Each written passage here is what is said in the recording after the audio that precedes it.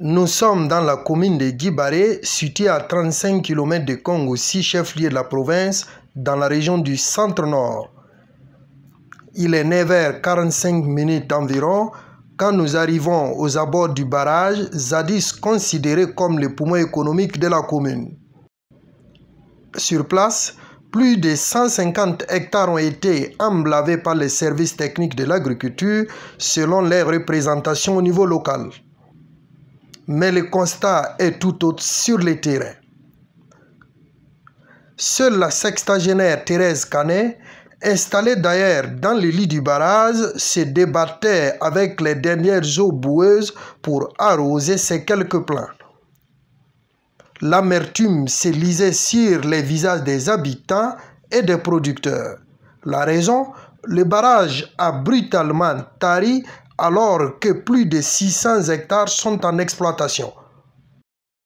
Sur les raisons, les acteurs s'accusent mutuellement. Ce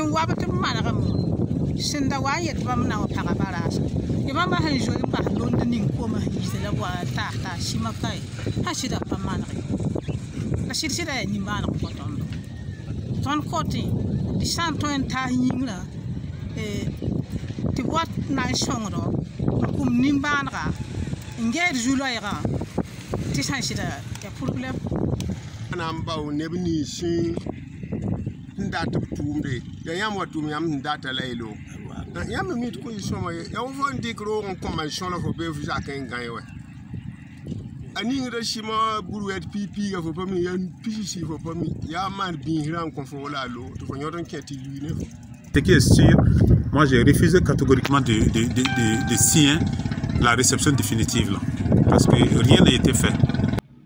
Au niveau de la direction provinciale de l'eau et de l'assainissement du BAM, on avance d'autres raisons liées au comportement de l'homme.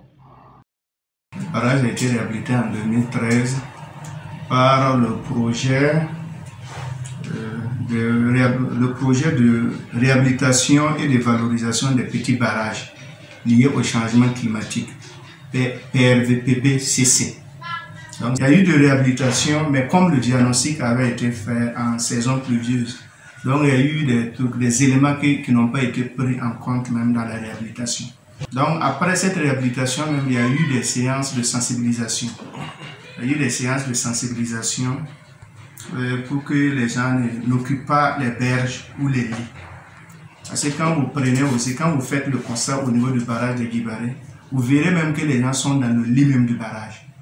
Depuis des années, nous, on a fait le constat, on les sensibilise, mais tant que le problème n'est pas là, les gens ne savent pas que c'est un problème réel.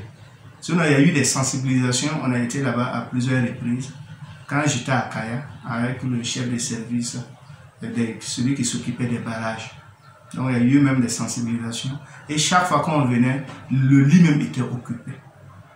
Mais en attendant qu'une solution définitive ne soit trouvée, le millier de producteurs qui exploitent les berges du barrage croisent toujours les bras et implorent toujours toute bonne volonté à les aider à sauver ce qui peut encore l'être.